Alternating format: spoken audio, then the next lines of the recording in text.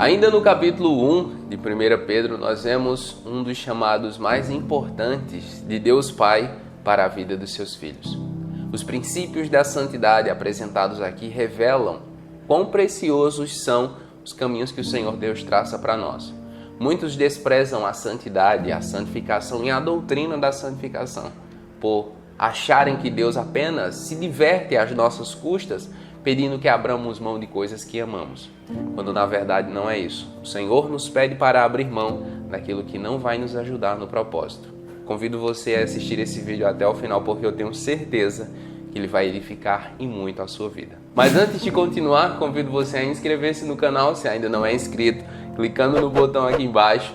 Clique também no sininho para ativar todas as notificações e não esqueça do like, o seu like ajuda demais na divulgação. Além disso, lembre, vídeo novo todos os dias, às 10 da manhã e às 5 da tarde. Lhe convido a me seguir no Instagram, @DiegoNascimento316. Nós vamos ficar ainda mais conectados. Amém? Então vamos lá. A partir do versículo 13, ainda no capítulo 1 de 1 Pedro, está escrito: Portanto, estejam com a mente preparada, prontos para agir, estejam alertas e coloquem toda a esperança na graça que lhes será dada quando Jesus Cristo for revelado. Naturalmente prontos para o encontro com Cristo. Esse é o projeto de Deus para a nossa vida. Que dia após dia, todos os dias, a todo momento, a todo instante, eu e você estejamos prontos para nos encontrar com Ele. O termo aqui para mente preparada no grego é anazonumi e significa movimentos naturais para início de jornada. Movimentos leves, movimentos naturais, prontidão. Mente preparada indica prontidão para iniciar, para partir, para prosseguir. O desejo de Deus é que nós estejamos sempre prontos para agir, alertas, a esperança na graça de Deus, de que o Senhor Jesus Cristo vai voltar, e que quando Ele voltar, nós estejamos prontos. Há muitas pessoas, muitos cristãos, que fazem uma série de malabarismos para entender o livro de Apocalipse ou o dia que o Senhor Jesus vai voltar. Há muitas teorias, há muitos pontos de vista, e quando nós vamos estudar, eles fazem muito sentido muitas vezes, mas também causam muita confusão. Disso tudo eu tiro um resumo.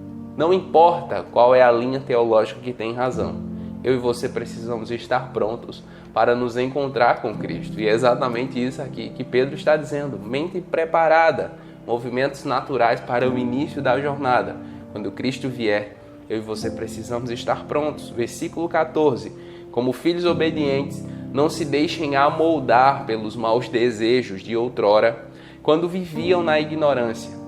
Isto é, como amantes do pecado, eu e você precisamos entender a vontade de Deus. Há muitas pessoas que levantam a mão no momento do apelo, que vão até a frente, recebem a oração, mas voltam para suas casas e continuam vivendo suas vidas do mesmo jeito, sem Deus, sem se importar com a direção de Cristo, e acham que o fato de terem ido à frente ali já resolveu tudo. E isso não é verdade. Nós precisamos dar frutos dignos de arrependimento. O levantar a mão, receber a oração, ter o nome incluído no hall de membros da igreja, é uma etapa da jornada. Mas outras coisas precisam seguir a isso. Exatamente isso que Pedro nos diz, que nós devemos viver a jornada cristã como filhos obedientes. Muitos cristãos dos nossos dias estão vivendo muito confusos nessa parte, porque não sabem se pode isso ou se pode aquilo. Pesquise, estude, se esforce. Você e eu nos esforçamos para tantas coisas na vida, para entender coisas tão mais complexas. Precisamos nos esforçar para entender a vontade de Deus, a vontade geral de Deus para a igreja e a vontade particular de Deus para a sua vida e para a minha vida. Não é simples, é preciso esforço, energia, dedicação. Você precisa dedicar-se a isso. Para saber se algo é ou não agradável a Deus na sua vida, você precisa conhecer a vontade de Deus. Para isso, esforce-se, porque o propósito de Deus é que nós vivamos como filhos obedientes e não como pessoas que têm os seus desejos moldados pelo mundo. Cristãos que vivem igualzinho ao mundo precisam repensar seu estilo de vida, porque nós não fomos chamados para viver igualzinho ao mundo. Nós somos chamados para viver como filhos santos do nosso Deus. Versículo 15, mas, assim como é santo aquele que os chamou, sejam santos vocês também em tudo o que fizerem, pois está escrito, sejam santos porque eu sou santo. A minha referência de santidade e a sua referência de santidade não é o nosso pastor, não é a irmã mais dedicada da sua igreja, não são os heróis da fé, não são nem mesmo os profetas. A nossa maior referência de santidade é o próprio Deus. Quando eu e você formos pensar se algo é ou não permitido ou que nós devamos fazer, nós precisamos olhar para Deus. Nós precisamos fixar os nossos olhos nele. Perceba que Isaías vivia sua vida, já vivia o seu ministério e era até um ministério próspero. Mas quando ele esteve diante de Deus, ele foi tão profundamente constrangido pelos pecados de lábios que um anjo veio e purificou seus lábios. E a partir desse encontro com Deus, o ministério de Isaías foi ainda mais profundo. É sobre encontros com esse que Pedro está falando. É muito mais do que pode e não pode. É muito mais do que eu chegar aqui com uma lista dizendo como você deve se vestir, dizendo se você deve fazer ou não isso ou aquilo, dizendo qual dia que você deve guardar. É muito mais que isso. Como é santo aquele que os chamou, sejam santos vocês também em tudo o que fizerem. É na lanchonete, é no momento em que você pede a comida pelo aplicativo, é no seu trabalho, nos seus relacionamentos, no seu momento de diversão, é nas coisas que você assiste, no que você ouve. É ser santo em tudo, diz Pedro. Não há um limite, não há uma aspas em tudo. Sejam santos vocês também em tudo o que fizerem, pois está escrito, sejam santos porque eu sou santo. Muitos cristãos se perdem aqui porque eles fazem a sua referência de santidade, o seu pastor, a sua denominação ou alguém no seu dia a dia. E muitas vezes essas pessoas são boas referências, eu não estou dizendo que não são, mas tem algumas práticas aqui ou acolá que o Senhor Deus não gostaria que fossem feitas. Mas porque é a sua referência, é a minha referência, nós acabamos imitando o procedimento. Isso aconteceu muito com os reis de Israel e o povo. Os reis seguiam um caminho de santidade, o povo seguia atrás. Os reis seguiam um caminho de pecado, o povo seguia atrás. Temos essa tendência. Mas na nova aliança, nós somos chamados a olhar para Deus, para o nosso Pai. Ele é a nossa referência de santidade.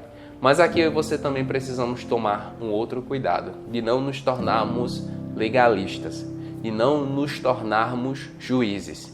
Eu e você não fomos constituídos para julgar ninguém, até porque nós nem temos habilidade, ou não temos capacidade, não estamos aptos para isso. Somos observadores da lei. Nós não damos conta nem da nossa própria vida muitas vezes e queremos dizer às pessoas o que elas devem fazer e como devem viver. Precisamos ser humildes e olhar para nós mesmos. O Senhor Jesus falou sobre isso dizendo, olha, cuidado para você não prestar demais atenção no argueiro do olho do seu irmão e não ver a trave que está no seu.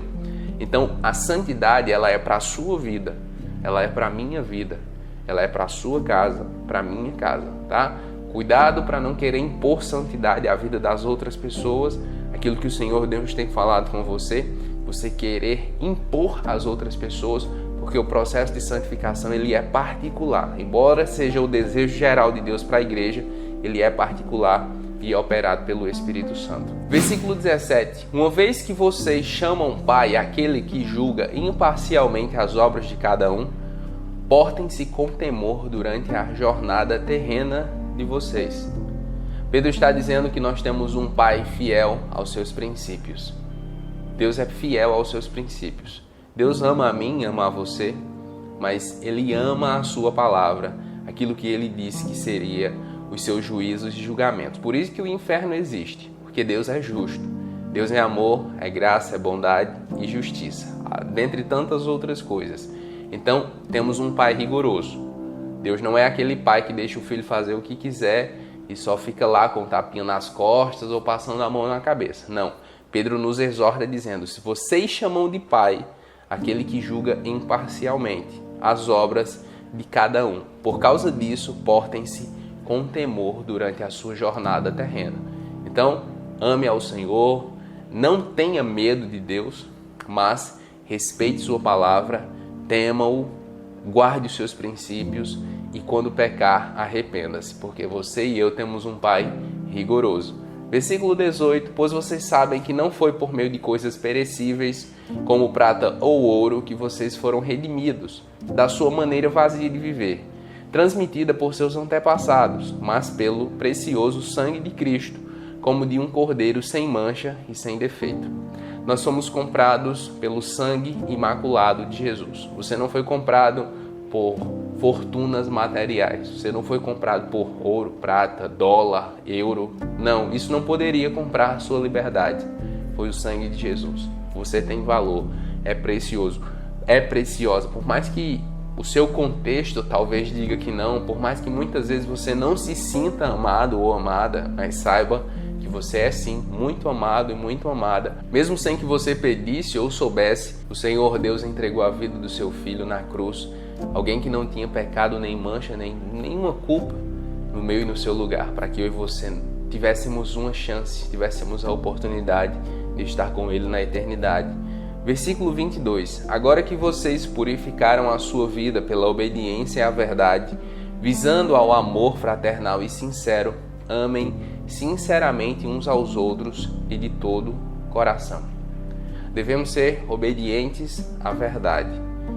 Muitos de nós estão se tornando legalistas religiosos, seguindo tradições humanas e desprezando o mandamento de Deus. Nós vimos Tiago falar sobre isso. Pedro nos diz mais uma vez, vocês devem ser obedientes à verdade.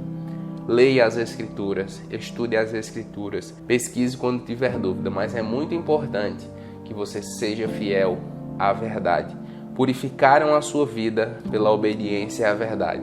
É a obediência à verdade que nos santifica, que nos leva à presença de Deus de forma genuína e transforma nosso caráter a ponto de nós conseguirmos amar as pessoas. Amém?